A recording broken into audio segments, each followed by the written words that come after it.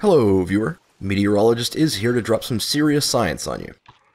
We all know that winter is coming, and it can't be avoided unless you're some sort of socialite jet setter taking a private aircraft to different hemispheres.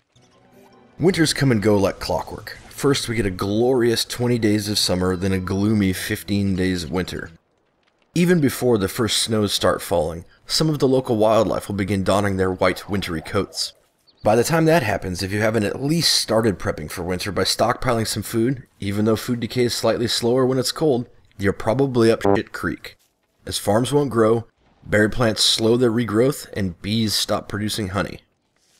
You could get really lucky and have come across the grave of some long-forgotten steampunk cosplayer whose dying request was to be buried with their beloved gears, and now you have the means to make a refrigerator. If you can't liberate some gears from a grave or from any chessman, fear not. The simplest way to hoard up food is to build some drying racks and hang your meat out. Big jerky is one of the best foods, restoring a fair bit of hunger, health, and sanity. Plus it lasts 20 days before it turns to rot.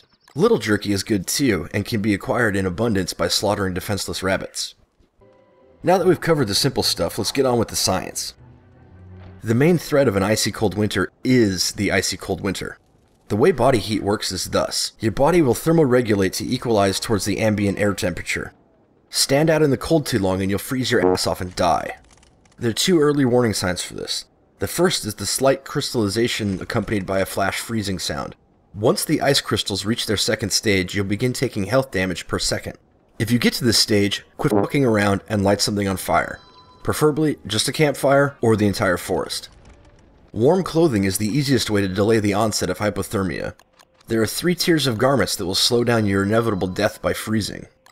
Rabbit earmuffs and the dapper vest are both good in a pinch but not recommended for deep winter. The breezy vest, winter hat, and the tam o' shanter are good middle-of-the-road outerwear. For top-of-the-line items, stick to the beefalo hat and the puffy vest. Additionally, if you happen to be Wilson, a fully grown beard offers slightly better insulation than the breezy vest. Now that we've covered how to slow down our heat loss, let's move on to actually heating up.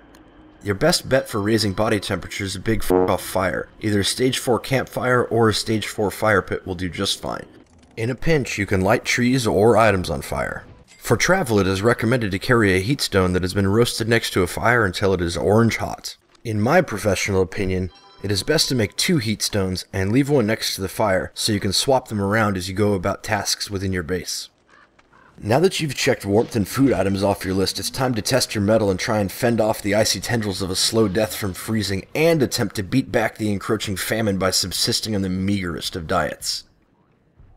One final thing. If you happen to find a touchstone before or during winter, make it a high priority to drop off an ocean bag near it. That way if you die and get resurrected, if it's wintertime, you won't just die again from freezing. Your ocean bag should contain a heat rock, warm clothes if you have any to spare, a stack of logs, 20 grass, 10 sticks, and at least 4 flint. That way you can keep nice and toasty, as well as make the rudimentary tools, armor, and weapons you need. If you found this episode of Don't Suck It, Don't Starve slightly entertaining and educational, leave a like. If there's something you'd like to get learned on, let me know in the comments section.